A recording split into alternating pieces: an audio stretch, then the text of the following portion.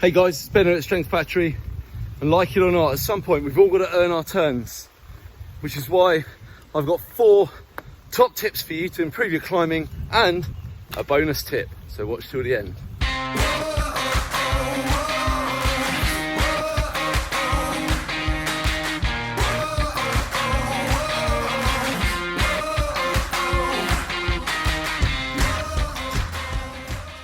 This video is all about how to climb faster on your mountain bike. And just to be clear, I'm actually talking about more prolonged climbs, the sort of thing where you're going to grind up the fire road or something to the top of the trail to get some sweet single track and downhill tracks back down. We're not talking about the short, sharp climbs. That's going to be another video coming up soon. So what we're talking, anything from maybe 4 or 5 minutes all the way up to monster alpine climbs up to an hour. Top tip number 1 for improved climbing is going to be improving your power to weight ratio. So in jargon and sports science terms, what we're talking about here is watts per kilo. So how many watts you can put in your pedals, i.e. how powerful you are, per kilo of body weight over a given duration. The higher your watts per kilo, the faster you're going to be able to climb, whether you're going max effort or just climbing at a moderate pace. How to shift the body fat is, well, it's a whole another YouTube video, it's a whole book, it's a whole podcast, okay, it's a big subject. But very briefly, what you need to do is you need to get into a calorie deficit consistently for a prolonged period of time. So you're burning more calories than you're consuming, okay? And whilst on the surface it's very simple, the application is obviously a lot more tricky, as a lot of you will know.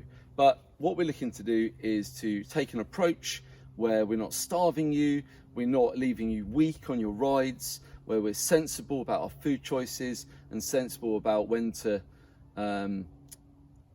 cut calories a bit harder, when to back it off, and so that you can be consistent over a prolonged period of time. That consistency will then lead to fat loss, and if you do it in a sensible way, that's how the fat then stays off, as opposed to doing some crazy diet, losing a load of fat in a couple of weeks, but then putting it all back on as soon as you're done. So tip number 1, drop some timber to push up your power to weight ratio.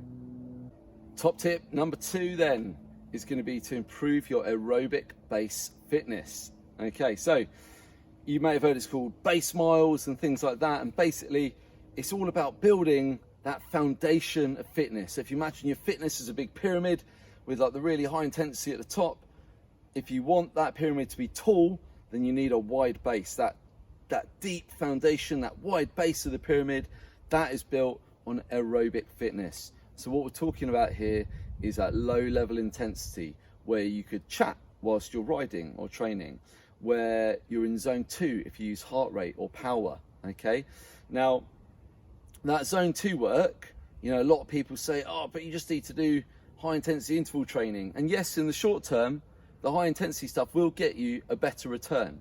But if you've been following me for a while, you know that I'm all about the long game. I'm all about building long-term consistent fitness that's going to see you for the next 5 or 10 years. I'm not worried about next month. And if you really want that, then putting the time into building your aerobic fitness is time well spent. So what we're looking to do, like I said, is to spend time riding in zone 2 for heart rate or power, which is about a 3 or 4 out of 10 for effort, or just an intensity where you can ride along and chat with your friends. Trying to build up some time doing that every week is going to really benefit your depth of your fitness by building that deep foundation. Top tip number 3 is to actually test yourself. So you're going to pick a climb that you can ride regularly, whether it's a road climb or whether it's an off-road climb, or you can even just use an indoor trainer and over a certain distance. And at the start of your training to improve your hill climbing, you're going to record how fast you can go up that hill. If you do a max effort up that road, how long does it take you? You can use apps like Strava or whatever. You can use the lap button on the computer, which is what I personally use and I think is more accurate and repeatable. Or you can use obviously a stopwatch. It doesn't matter, there's loads of ways to do it. Once you've got that starting point for your fitness, for your hill climb fitness, you've then got something to work towards, okay? You can then validate your training. You then go and train for 3 weeks, have a recovery week, and at the end of the recovery week, when you're fresh, when you've consolidated all that training, You then go and retest, and hopefully you can do the climb quicker, or in a given amount of time on the indoor bike, you can do a greater distance or a greater speed, or however you decide to measure it. The thing to remember with testing yourself in a climb situation, especially off-road, is that trail conditions are going to make a big difference, and wind is going to make a big difference on the road. Okay, so that's where indoor is more repeatable but a lot less fun, let's face it. So make sure that whatever you decide to do, that it is repeatable. You record the conditions, and if you are just using a lap button, you need to know exactly where your start and finish line is. So you've got to be really prominent features that you're not going to forget, so that you can then accurately repeat your test to really assess your improvements over time. If you then retest and you find that you've made no improvement, well then clearly something hasn't been right with the training. Okay, you either haven't stuck to the plan, or maybe you've done too much, or you haven't recovered enough. Okay, any of those things can affect your results from a training plan, and that's the beauty of testing, is that it makes it completely clear. It's the training's either worked or it hasn't. Top tip number 4 is probably one you were expecting. It's to do some interval training. Okay, so an interval is where we do a high intensity bout of work followed by a recovery period, and then we go again. Now, there's 100 different intervals you could do here. You could target your lactate threshold, so where maybe you're doing like 8 to 12 to 15 minute intervals where we're working at zone 4, which is your lactate threshold. Or we could do some VO2 max intervals where we're really working at high-end fitness, okay, that really translates to racing, okay, where maybe you're doing intervals of 30 seconds up to a couple of minutes. Okay, now whichever ones you do, I would suggest that start off with just doing one interval session a week. Try and squeeze it in the week, so then you're nice and fresh for your weekend rides. And when you're first starting out training, just doing one structure session a week will make a massive difference to your fitness. The other thing that I would say is that it's really tempting to go for really short rest periods, because you think more intensity is better.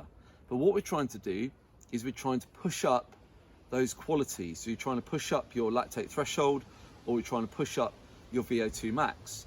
And if you're absolutely nailed after 2 intervals, then all the other intervals are going to be junk.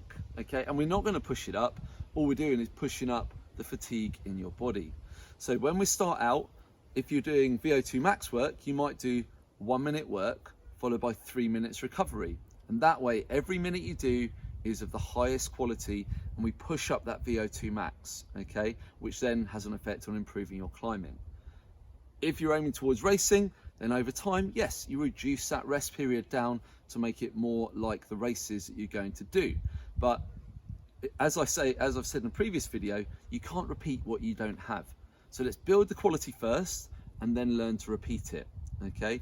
Same goes with working on your lactate threshold. So if you're doing some zone 4 work, okay, where we're really specifically focusing on your threshold power, which is basically how hard you can go for 45 minutes to an hour of max effort, then yeah, start with 8 to 10 minute intervals right at the top of zone 4, and followed by sort of 2 to 4 minutes recovery, and then go again. And over time you can increase the duration of the intervals and decrease the duration of the rest periods, again, as you get fitter, as you get faster. And remember, how do we know if these intervals have worked? Go back to the previous point and retest. Right then, this is bonus tip number 5, and to be honest, I'm not even sure I should tell you this one, because I'm going to do myself out of a job, but your climbing comes first. Bonus tip number 5 is quite simply to climb faster. Okay, I know it sounds mental and you're probably going to turn off, but listen, you can put all the intervals aside, you can put all the sports science aside, you can do all of that. The reality is, for most people, when they come to me and say, Ben, I go on my weekly group ride and for ages I made some good progress, and now it seems every week I go up this big climb and I don't get any faster and it doesn't get any easier.